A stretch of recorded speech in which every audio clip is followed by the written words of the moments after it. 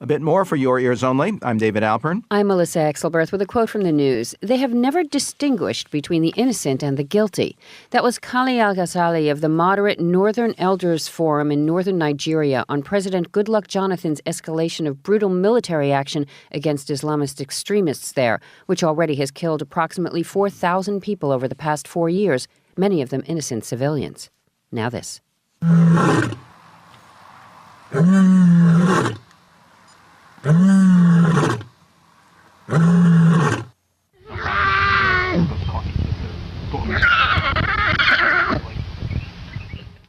Forget the mascot of so many MGM features. That was the real thing. The roaring of a rare African white lion and the adorable effort by an even more rare white lion cub.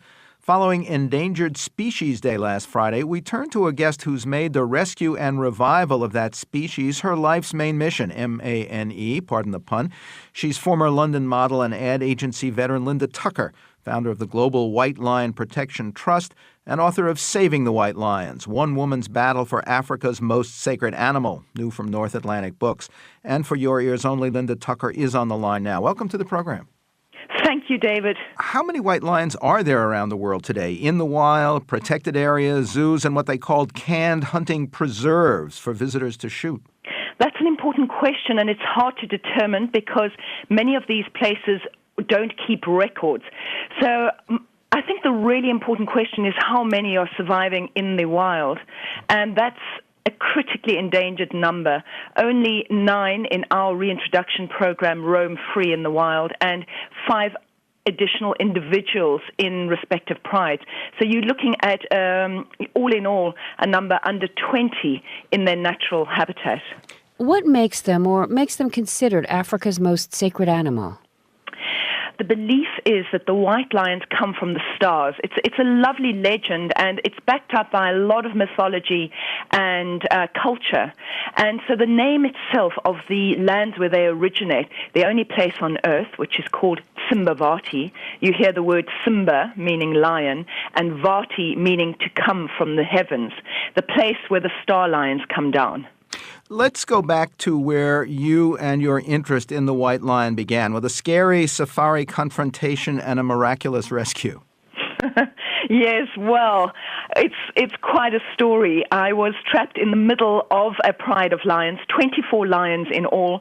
One dark night, someone in our group was going to be consumed, no doubt, because we were behaving like prey, and lions run after prey. Anyway, it was a very dangerous situation, and the amazing thing is that we were rescued by an indigenous medicine woman who walked on foot without a light, with a baby attached to her back, strapped to her back, and she walked straight through the lions to come to our rescue.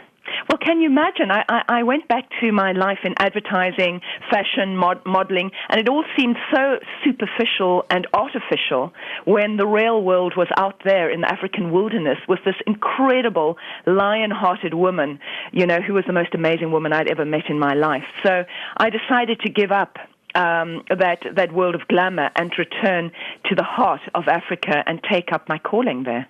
You raised money not only to buy your first lions, but to acquire land into which they could be safely released. How many lions did you start with? How much land and where?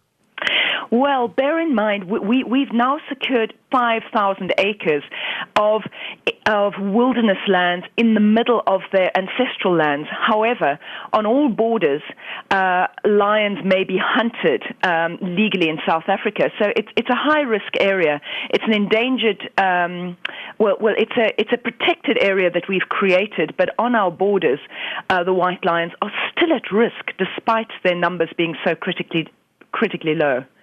Talk about the first real lion family you created, the survival questions and the emotions surrounding its release to the wild.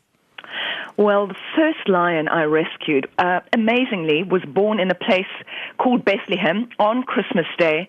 But Bethlehem in South Africa is actually the center of a notorious animal breeding center where endangered animals are bred not to be freed but to be killed in cages. And so this little lion cub her parents had been stolen from the wild, and they were bred, and she was the first white lion cub in captivity. So it was a very dangerous mission I had to take up, but I rescued her from this place, and she and her offspring were the first white lions to return to their ancestral lands. What are your immediate plans for your preserve priorities?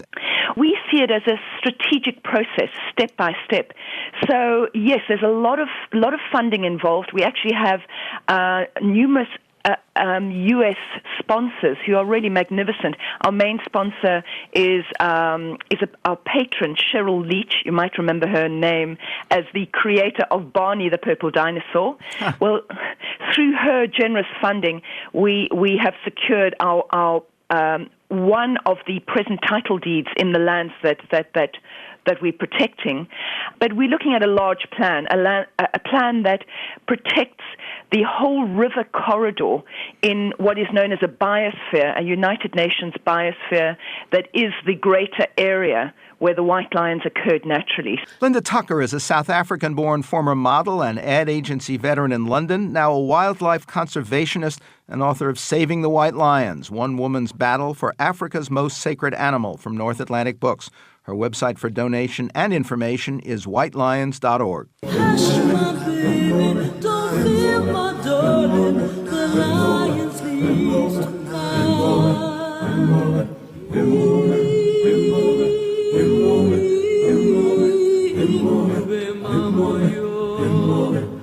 South Africa's Ladysmith Black Mambazo sings The Lion Sleeps Tonight, and this has been For Your Ears Only.